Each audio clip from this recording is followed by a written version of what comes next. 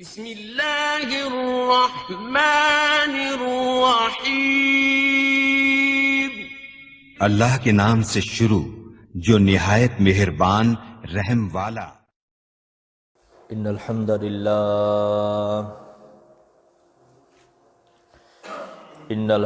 للہ نحمده ونستعینه ونستغفره ونعوذ باللہ من شرور انفسنا ومن سیئات اعمالنا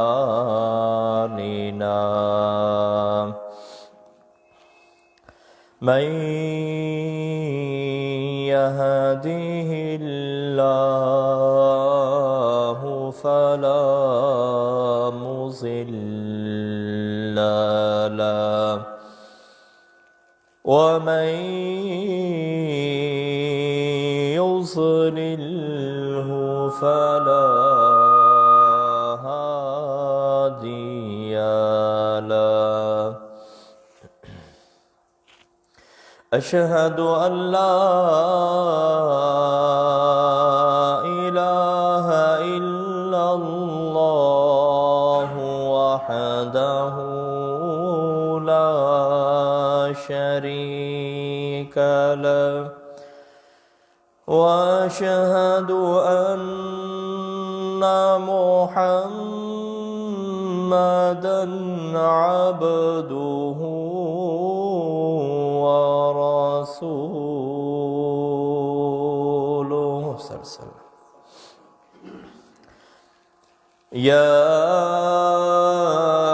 أيها الناس اتقوا ربكم الذي خلقكم من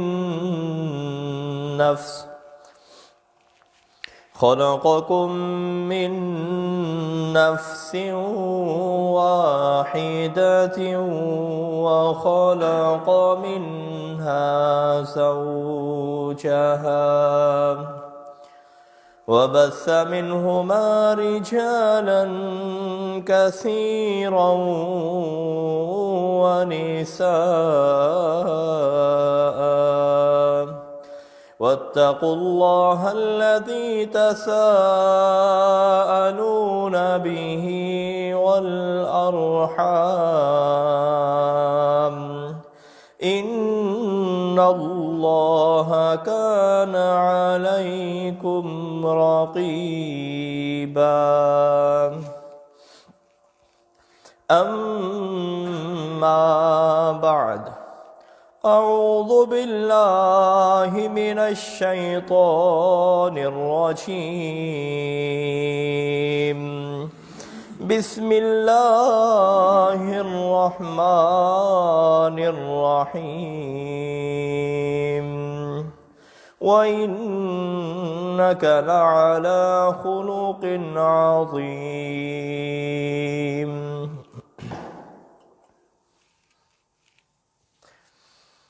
ہر قسم کی حمد و ثنا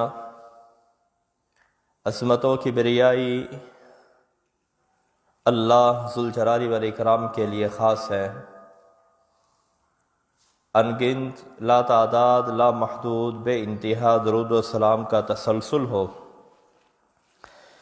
سید الاولین والآخرین، امام کائنات، فخر موجودات، احمد مجتبی حضرت محمد کے حوالے سے مختلف طرح کی آوازیں اٹھائی جاتی ہیں اور اس کے لیے حقوق نسواں جیسے بل پاس کروائے جاتے ہیں، جس کے اندر کچھ اچھائیاں ہوتی ہیں لیکن اکثر طور پر اور اس کا زیادہ حصہ وہ خرابیوں اور برائیوں کے اوپر مشتمل ہوتا ہے،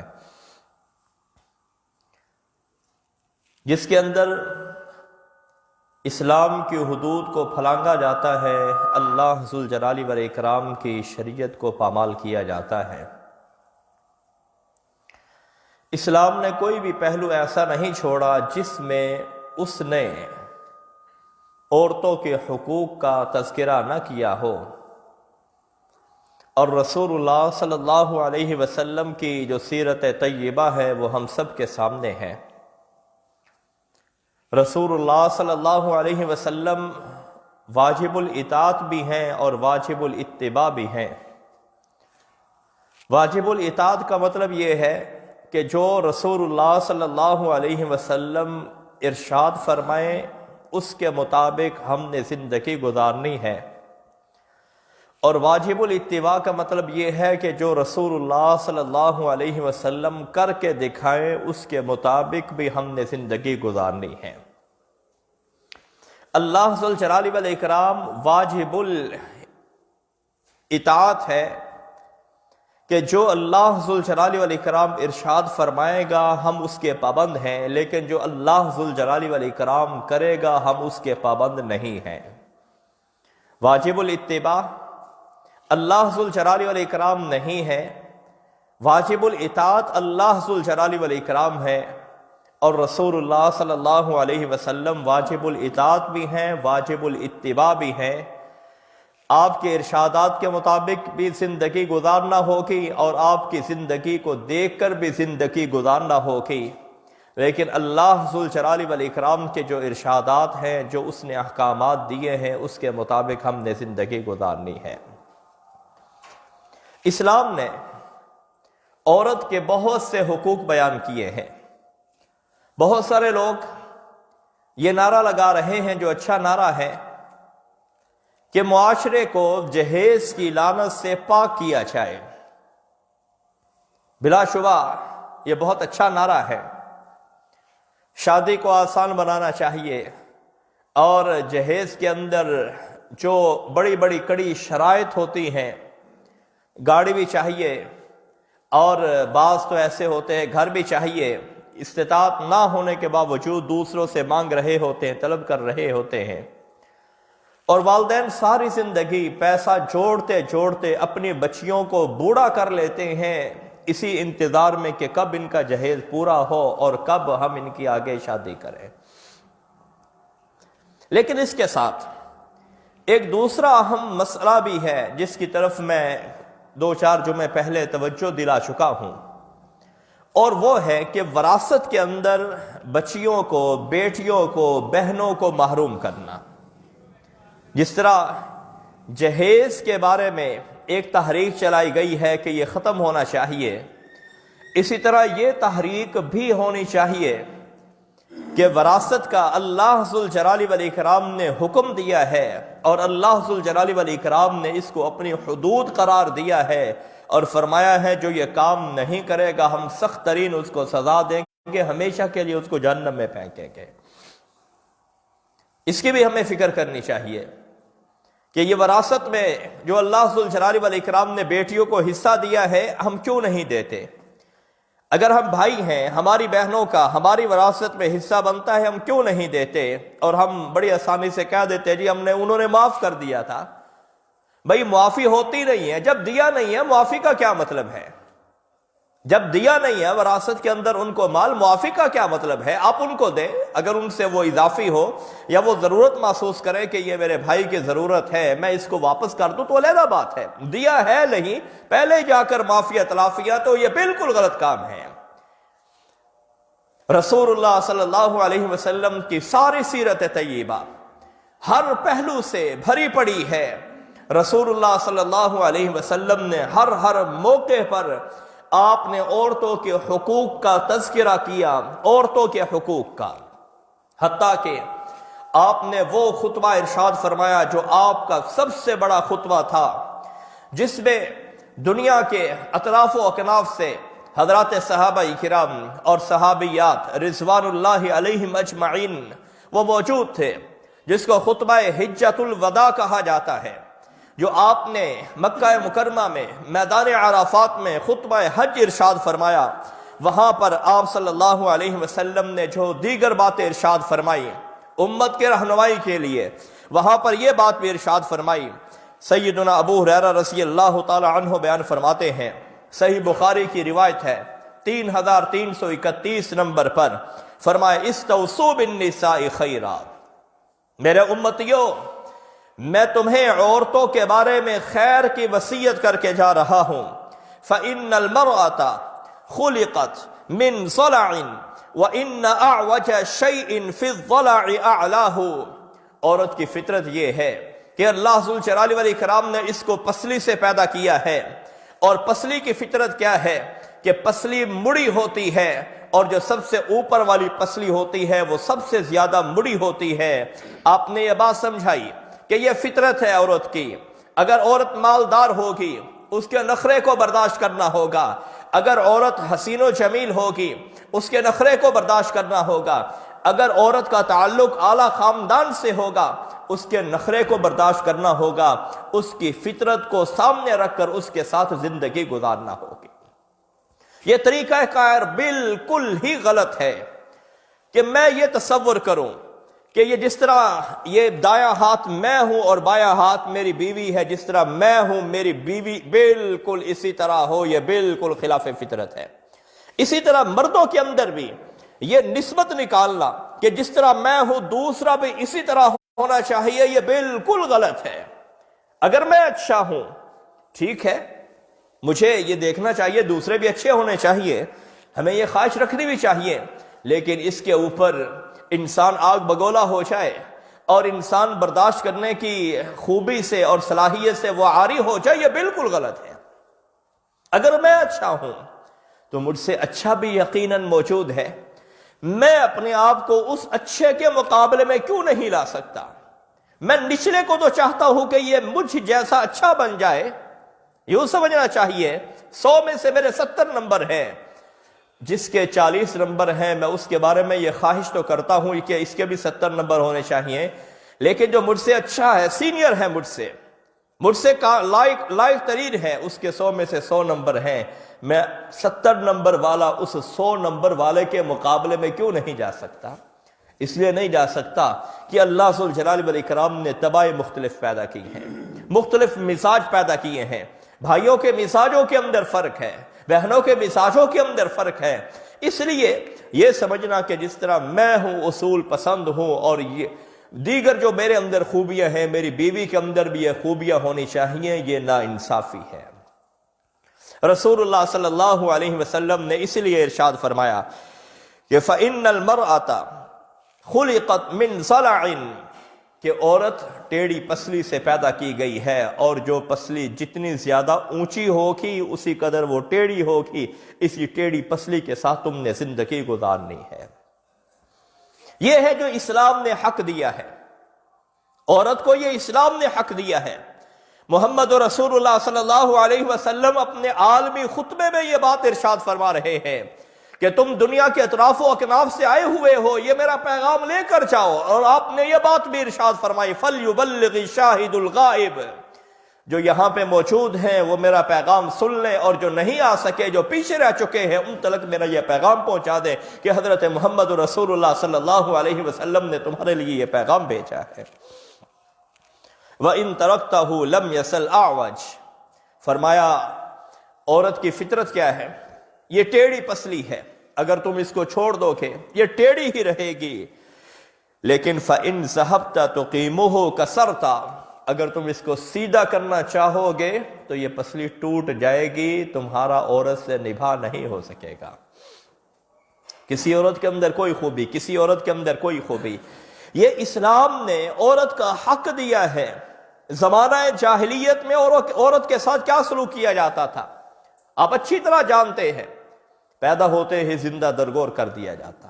زندہ درگور کرنا، زندہ بچی کو گڑھے کے اندر دبا دینا، یہ زمانہ جاہلیت کا دستور تھا۔ بچوں پہ، بیٹوں پہ فخر کیا جاتا اور بیٹیوں کو بوجھ سمجھا جاتا، اور یہ بیٹیاں تو ہوتی ہیں جو ساری زندگی بیٹیاں بن کے رہتی ہیں۔ بیٹے اکثر طور پر شادی تک بیٹے ہوتے ہیں، بہت خوش نصیب ہوتے ہیں جو شادی کے بعد بھی اپنے والدین کے بیٹے رہتے ہیں، وہ خوش نصیب والدین بھی ہیں اور اولاد بھی ہے۔ اور بیٹیاں پوری زندگی بیٹیاں رہتی ہیں، سب چھوڑ بھی جائیں، یہ والدین کو اپنے ساتھ اپنے گھر میں لے کر جاتی ہیں۔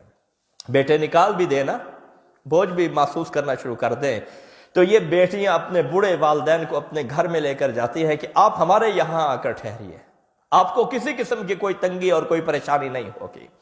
تو اس لیے رسول اللہ صلی اللہ علیہ وسلم نے عورتوں کے حقوق یہ بیان کیے ہیں، اسلام نے کوئی کمی نہیں چھوڑی۔ اس لیے یہ کہنا کہ ہم یہ عورت کو حق دے رہے ہیں اور اس حق کی آڑ کے اندر اور اس حق کے پردے کے اندر اور حقوق کے پردے کے اندر عورت کو بے لگام کر دیا جائے اور بے راہ روی اس کے لیے اس کے رستے کھوڑ دیے جائیں، یہ بالکل غلط ہے اور حرام ہے۔ اللہ ذوالجلال والاکرام کے حدود کو یہ پامال کرنا ہے۔ رسول اللہ صلی اللہ علیہ وسلم کا اپنی ازواج مطہرات کے ساتھ کیا برتاؤ تھا؟ آپ کی زندگی کیسی تھی؟ میں بھی ذرا دیکھوں میری زندگی کیسی ہے۔ حضرت عائشہ رضی اللہ تعالی عنہا سے حضرت اسود رحمت اللہ علیہ نے سوال کیا، یہ صحیح بخاری کی روایت ہے 676 نمبر پر، کہ رسول اللہ صلی اللہ علیہ وسلم جب ہمارے سامنے ہوتے ہیں ہم دیکھتے ہیں کہ آپ کی کیا مصروفیات ہیں، سارا دن آپ کا کیسے گزرتا ہے، اور جب آپ صلی اللہ علیہ وسلم گھر تشریف لے جاتے ہیں تو آپ کی گھر کے اندر کیا مصروفیت ہوتی ہے۔ صحابہ کرام شوقین تھے نا رسول اللہ صلی اللہ علیہ وسلم کی پیروی کے، یہ طلبگار تھے اللہ ذوالجلال والاکرام کے رضا کے، اور یہ چاہنے والے تھے اللہ ذوالجلال والاکرام کی جنت کے۔ پوچھنے لگے کہ رسول اللہ صلی اللہ علیہ وسلم جب گھر تشریف لاتے ہیں آپ کا کیا معمول ہوتا ہے؟ تو کیا فرماتی ہیں؟ کان فی محنت اہلہ فاذا حضرہ الصلاۃ قام الی الصلاۃ۔ رسول اللہ صلی اللہ علیہ وسلم جب گھر تشریف لاتے ہیں آپ گھر تشریف لا کر گھر کے کام کاج کرتے ہیں۔ کیا کام کاج؟ ابن حبان وغیرہ کی اور ابو داود وغیرہ کی حدیث کے اندر یہ وضاحت موجود ہے کہ اگر مشکیزہ پھٹا ہوتا رسول اللہ صلی اللہ علیہ وسلم وہ مشکیزہ سی دیتے، اگر جوتا ٹوٹا ہوا ہوتا رسول اللہ صلی اللہ علیہ وسلم وہ جوتا بھی سی لیا کرتے۔ آپ ذرا تصور کیجئے، اندازہ کیجئے، حضرت عائشہ رضی اللہ تعالی عنہ کوئی مصروف نہیں تھی، یعنی اکیلی تھی، کوئی اولاد بھی نہیں تھی، گھر بھی چھوٹا سا تھا، کوئی بڑا گھر نہیں تھا جس کے لیے بڑا اہتمام کرنا ہو یا پھر جس کی ضروریات کو پورا کرنے کے لیے بہت سارا وقت چاہیے، کوئی بھی ایسی چیز نہیں تھی۔ لیکن اس کے باوجود کیا فرماتی ہیں کہ جب رسول اللہ صلی اللہ علیہ وسلم گھر تشریف لاتے آپ آرام سے نہیں بیٹھتے تھے۔ باہر کی جو آپ کی مصروفیات ہیں وہ بھی میں ذکر کر چکا ہوں کہ آپ بحیثیت جج بھی ہیں، اسلامی ریاست کے سربراہ بھی ہیں، اور رسول اللہ صلی اللہ علیہ وسلم وزیر داخلہ بھی ہیں، وزیر خارجہ بھی ہیں، اندرونی اور بیرونی معاملات آپ سب نپٹانے والے ہیں، صف اول کے مجاہد بھی ہیں۔ ان تمام کے باوجود رسول اللہ صلی اللہ علیہ وسلم گھر آ کر اپنے گھر کے کام کاج کیا کرتے۔ یہ ہے اللہ ذوالجلال والاکرام نے رسول اللہ صلی اللہ علیہ وسلم کو نمونہ بنایا، اور یہ وہ بات ہے جس کا تذکرہ میں نے جمعے کی ابتدا میں کیا ہے کہ رسول اللہ صلی اللہ علیہ وسلم کی زبان پہ بھی ہم نے عمل کرنا ہے، آپ کے عمل پہ بھی ہم نے عمل کرنا ہے، آپ کے فعل پہ بھی ہم نے عمل کرنا ہے۔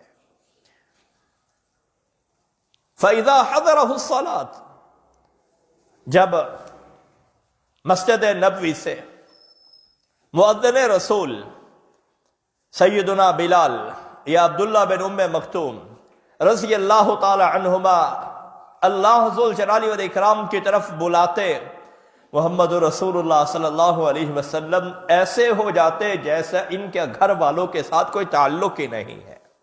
کیوں؟ دل کے اندر اللہ ذوالجلال والاکرام کی محبت اس قدر سرایت کر چکی ہے، جب اللہ کا بلاوا آ گیا کل کائنات کی محبت بھول گئی ہے، پھر اللہ ذوالجلال والاکرام کے گھر کے اندر حاضر ہو گئے۔ اور ہمارا المیہ یہ ہے کہ نمازوں کے اندر بھی ہمارے موبائل فون چل رہے ہوتے ہیں۔ ہمارا المیہ اور ہمارا درد یہ ہے کہ ہم بیٹھتے تو اعتکاف ہے، لیکن اعتکاف کے اندر بیٹھے ہی ہمارا بزنس ہو رہا ہے، یہ ہمارا المیہ ہے. ہمارے اندر نیکی کی روح کیوں نہیں آ رہی؟ اس لیے نہیں آ رہی ہم اللہ ذوالجلال والاکرام کے لیے یکسو نہیں ہوتے. ہم اللہ ذوالجلال والاکرام کے لیے اپنے آپ کو خالص نہیں کرتے. ہمارے دل میں اللہ کی محبت بھی موجود ہوتی ہے اور شیطان کے کاموں کی محبت بھی موجود ہوتی ہے، جس بنا پر ہم اپنی عبادتوں کے اندر ہمیں نہ لذت ملتی ہے نہ حلاوت ملتی ہے. رسول اللہ صلی اللہ علیہ وسلم اپنی ازواج مطہرات کا بے انتہا احترام کرتے. آپ گھر کے اندر بحیثیت شوہر رہا کرتے، بحیثیت نبی اور امتی نہیں رہا کرتے تھے. آپ کی بیویاں آپ کی امتی ہیں، آپ کی امت میں شامل ہیں، لیکن جب آپ صلی اللہ علیہ وسلم گھر کے اندر موجود ہے پھر نبی اور امتی والے تعلق کی بات نہیں ہے، پھر میاں اور بیوی کے تعلق والی بات ہے. یہ بات سمجھنے والی ہے. کئی لوگ جس طرح باہر بڑے سخت گیر ہوتے ہیں، تھانے دار بنے ہوتے ہیں، گھر کے اندر بھی اسی طرح ہوتے ہیں، بچے بھی سہمے پڑے ہوتے ہیں. یہ بالکل غلط طریقہ ہے، یہ سنت کے خلاف طریقہ ہے. محمد رسول اللہ صلی اللہ علیہ وسلم جب گھر تشریف لے آتے تو پھر آپ کا اپنی بیویوں کے ساتھ جو برتاؤ ہوتا وہ برتاؤ میاں اور بیوی والا ہوتا. ایک مرتبہ امہات المؤمنین آپ صلی اللہ علیہ وسلم سے تقاضا کر رہی ہیں، جھگڑا کر رہی ہیں، فلاں کے پاس اتنا مال ہے، فلاں کے پاس اتنا مال ہے. پہلے جب آپ کے پاس مال نہیں تھا ہم طلب نہیں کرتے تھے، اب اللہ ذوالجلال والاکرام نے بڑی فراخی دے دی ہے. 7 ہجری میں خیبر فتح ہوا اور خیبر فتح ہونے کے بعد اللہ ذوالجلال والاکرام نے بہت سارا مال عطا فرما دیا. خود رسول اللہ صلی اللہ علیہ وسلم کے پاس بھی بہت سارا مال آیا کرتا خیبر سے. ہمیں مال چاہیے. رسول اللہ صلی اللہ علیہ وسلم خاموش بیٹھے ہیں، ہم مسکرا دیا کرتے کہ ان کا یہ تقاضا ہے. دروازے پہ دستک ہوئی. آپ نے پوچھا کون ہے؟ آپ نے پوچھا کون ہے؟ جواب دیا میں عمر ہوں رضی اللہ تعالی عنہ. حضرت عمر رضی اللہ تعالی عنہ کا نام سننا تھا. یہ ساری بیویاں امہات المؤمنین یہ رسول اللہ صلی اللہ علیہ وسلم سے اٹھی اور چھپ گئیں.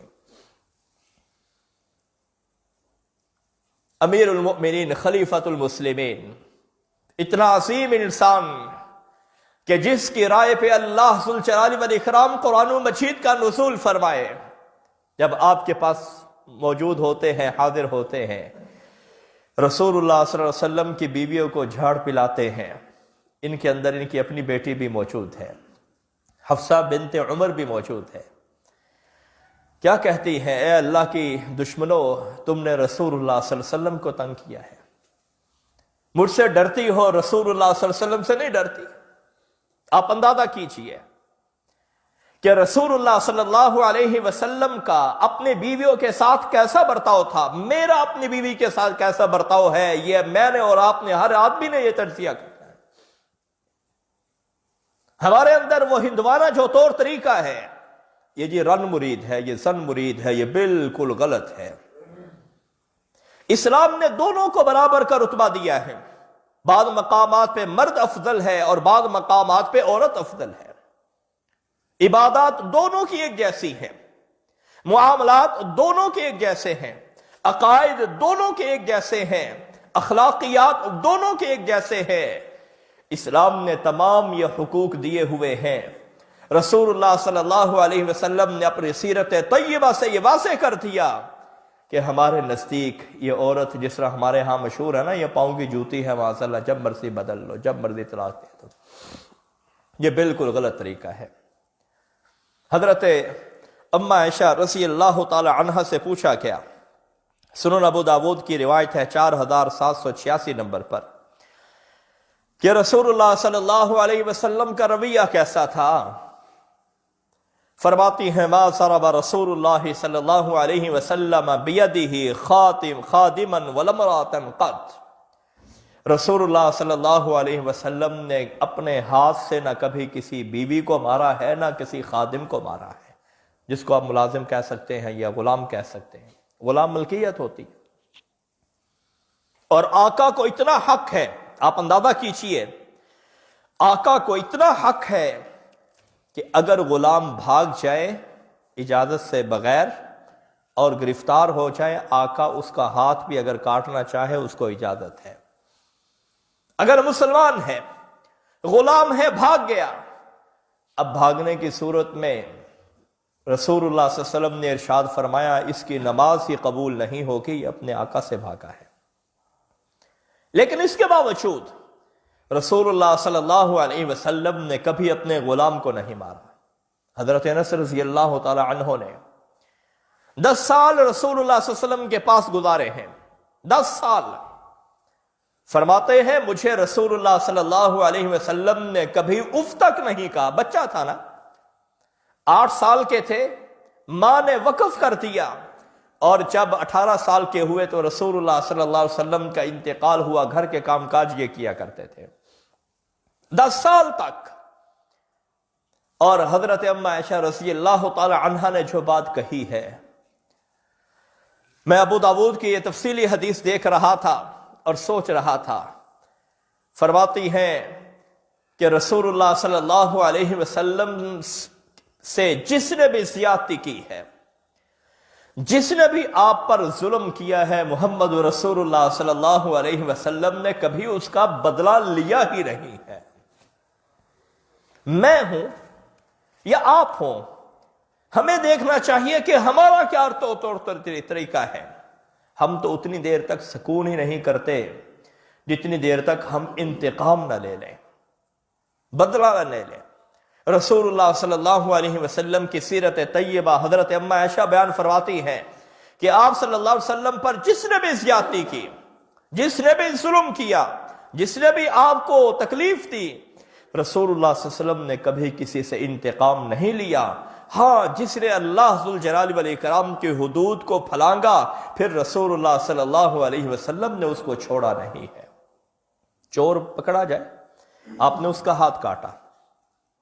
اسی طرح جنہوں نے اپنے زنا کے جرم کا اعتراف کیا، رسول اللہ صلی اللہ علیہ وسلم نے ان کو پتھر مار مار کے سنگسار کروایا، پھر کوئی رعایت نہیں ہے۔ لیکن اپنی ذات کے بارے میں رسول اللہ صلی اللہ علیہ وسلم نے کبھی انتقام اور بدلہ نہیں لیا۔ رسول اللہ صلی اللہ علیہ وسلم کا اپنی ازواج مطہرات کے ساتھ کیا برتاؤ ہے؟ سیدہ حفصہ رضی اللہ تعالی عنہا، یہ وہ خاتون ہے جب رسول اللہ صلی اللہ علیہ وسلم نے خیبر پر حملہ کیا، صحیح بخاری کی یہ روایت ہے 2235 نمبر پر، اس وقت یہ مال غنیمت میں آئی، اور حضرت انس رضی اللہ تعالی عنہ اس کے راوی ہیں، بیان فرماتے ہیں کہ رسول اللہ صلی اللہ علیہ وسلم نے جب آپ صلی اللہ علیہ وسلم نے ان سے نکاح کیا، عقد کیا، پہلے یہ لونڈی تھی تو بعد میں آپ نے نکاح کیا اور عقد کیا، رسول اللہ صلی اللہ علیہ وسلم نے اپنے اونٹ پر جب ان کو سوار کروایا، کیفیت یہ تھی یحوی لہا وراءہ بعباءۃ، رسول اللہ صلی اللہ علیہ وسلم نے اونٹ کے کوہان کے ساتھ ایک کپڑا بچھایا، جس کو آپ کہہ سکتے ہیں گدی سی بنائی، اونٹ کی کوہان کے ساتھ گدی سی بنائی، ثم یجلس عند بعیرہ، پھر رسول اللہ صلی اللہ علیہ وسلم اپنے اونٹ کے پاس بیٹھ گئے، فَيَضَعُ رُكْبَتَهُ، آپ صلی اللہ علیہ وسلم نے اپنا گھٹنا مبارک آگے کیا، اور جب آگے کیا سیدہ صفیہ آئی، فَتَضَعُ صَفِيَّةُ رِجْلَهَا عَلَى رُكْبَتِهَا حَتَّى تَرْكَبَ، سیدہ صفیہ رسول اللہ صلی اللہ علیہ وسلم کے گھٹنے مبارک کو بطور پیڈل یا سیڑھی استعمال کرتے ہوئے آپ کے گھٹنے پر انہوں نے پاؤں رکھا اور پاؤں رکھ کر اونٹ کے اوپر سوار ہوئی ہیں۔ یہ ہے رسول اللہ صلی اللہ علیہ وسلم کی سیرت، یہ ہے بیوی کا حق، یہ ہے ایک مثالی شوہر کہ جس کی مثال بنتی ہے، جس کے پیچھے ہم نے چلنا ہے، اور یہ ہے رسول اللہ صلی اللہ علیہ وسلم کی زندگی کا دوسرے پہلوؤں کی طرح ایک درخشاں پہلو۔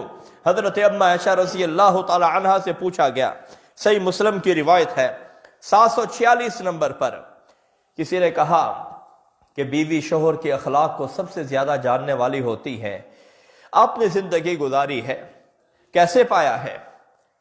تو کیا کہتی ہیں، الست تقرأ القرآن، اے اللہ کے بندے کیا آپ نے قرآن مجید نہیں پڑھا؟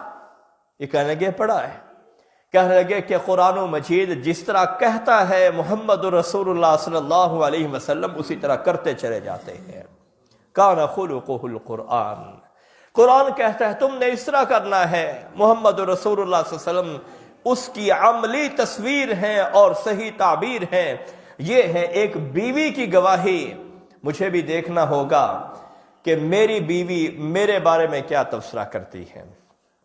یہ رسول اللہ صلی اللہ علیہ وسلم کی بیوی ہے جو ارشاد فرما رہی ہے کہ کان خلقہ القرآن، آپ کا اخلاق وہ قرآن مجید ہے۔ قرآن جس طرح مومنوں کو کہتا ہے اس طرح ہو جاؤ، اس طرح ہو جاؤ، اس طرح ہو جاؤ، اس کی عملی تصویر دیکھنی ہو تو محمد الرسول اللہ صلی اللہ علیہ وسلم کی شکل میں موجود ہے۔ اللہ ذوالجلال والاکرام ہم سب کو اسی طرح بنائے جس طرح اللہ نے حکم دیا اور رسول اللہ صلی اللہ علیہ وسلم نے اپنی زندگی کو اس کے مطابق ڈھال کر دکھایا۔ اقول قولی ھذا استغفر اللہ لی ولکم۔